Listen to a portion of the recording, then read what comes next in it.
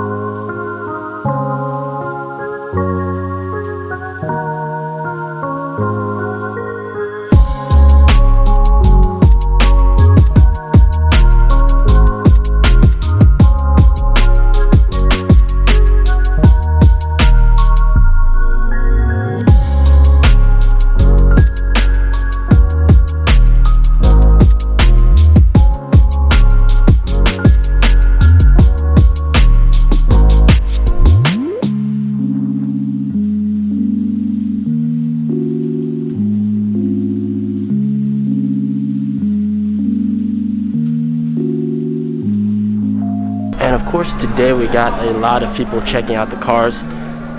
Pretty busy today, that's nice. This is the first day that the ET5 is on display. It's only going to be in Beijing for 1 week. That's why I came here as soon as I could to show you guys the ET5. That is a very good looking blue car. So let's go upstairs and I'll talk a bit more about it later on.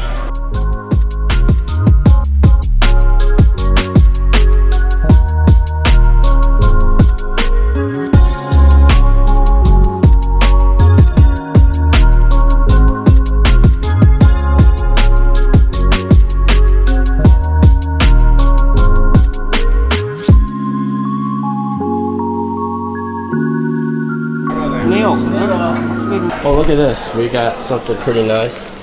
So apparently the NIO manager gave me one of these, alright? This is just, I get to pick one of them.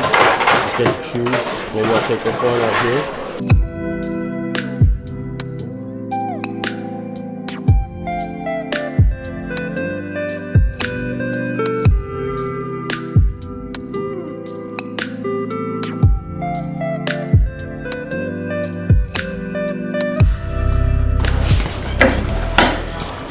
So what we actually ended up getting was a post stamp, and this is of course Taste the City. These are the official NIO drinks of each city, and if we open it up, look at that. Wow, an official post stamp. Now this is probably gonna go to one of you guys, so that's pretty nice. Now the NIO manager that we used to talk to, Wang Ge, he wasn't here today because he was really busy past couple days.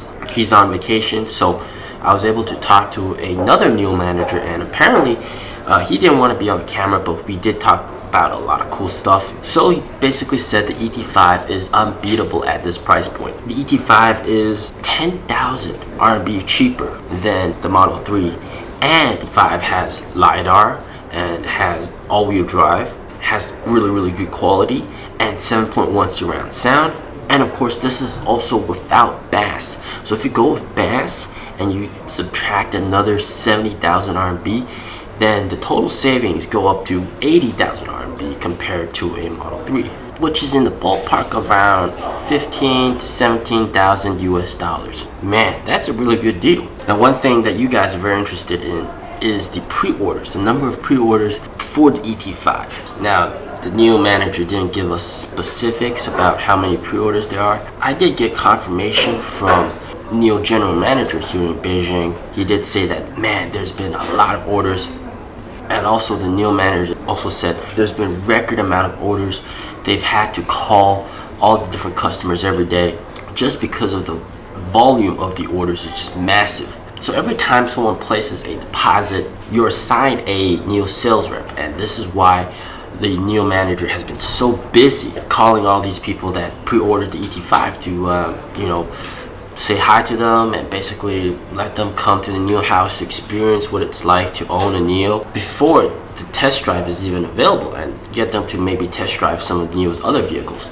The amount of orders for the ET5 is so insane that the NIO app crashed, the NIO website crashed, and then the NIO mini app also crashed on the day of NIO Day. So that just shows that there's a lot of interest in the ET5. There's a lot of orders for the ET5. Now, one thing to keep in mind for these pre-orders, these deposits, they are just simple deposits that are refundable, and some NIO owners have even placed down multiple deposits just to keep their place in line, because the first guy to place the deposit gets the ET5 first.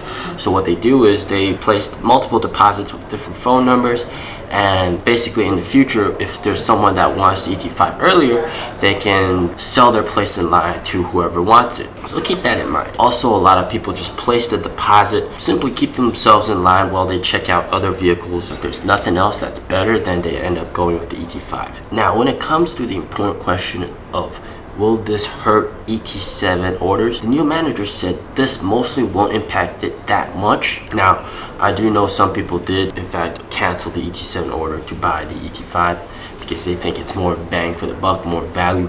But if you think about it clearly, the ET5 is more positioned as an entry-level vehicle. It's like a BMW 3 Series, while the ET7 is more like a BMW 5 Series. What's also critical is that NIO has actually improved on the ET7 since it's been announced almost a year ago, so that the ET7 is actually more competitive and it's improving.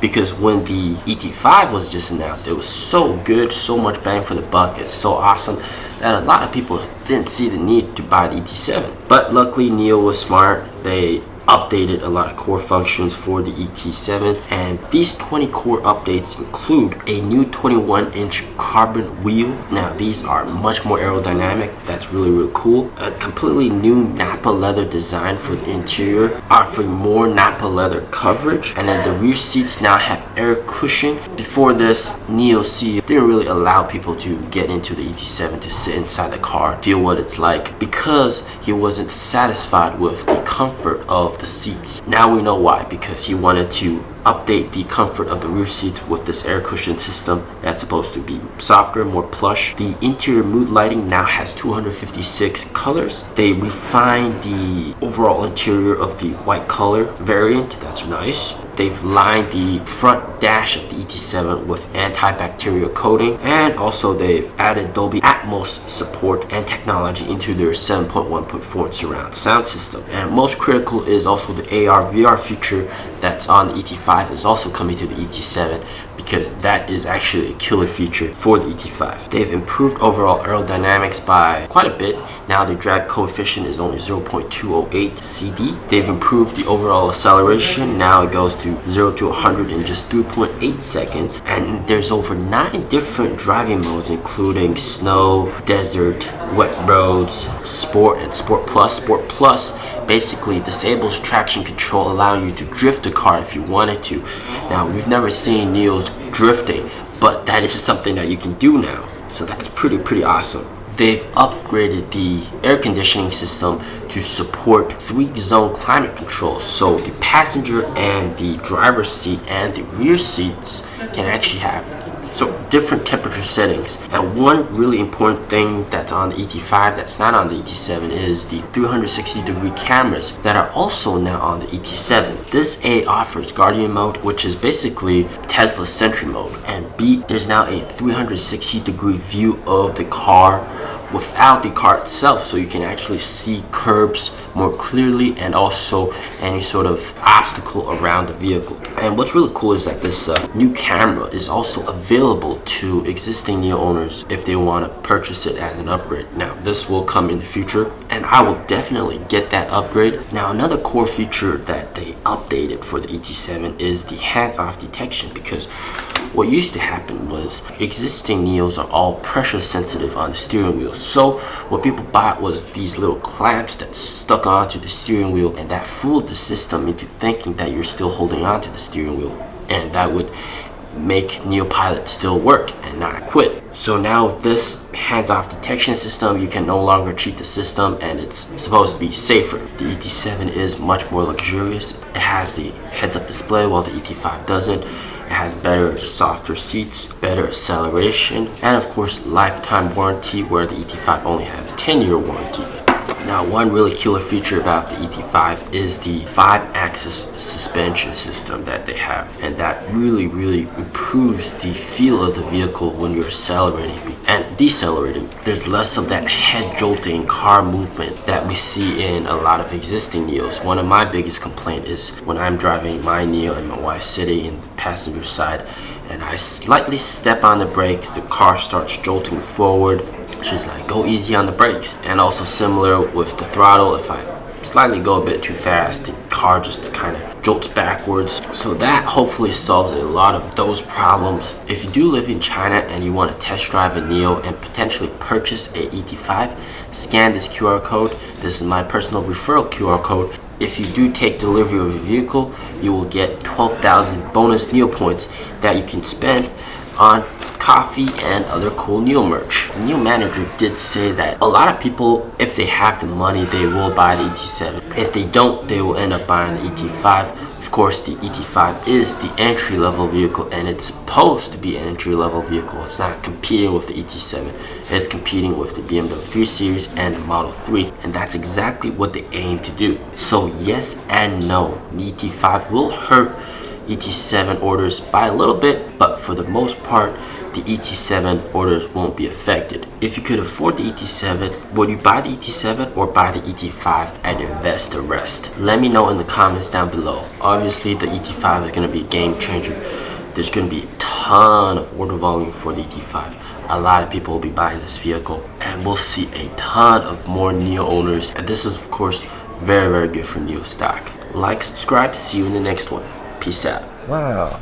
Merry Christmas.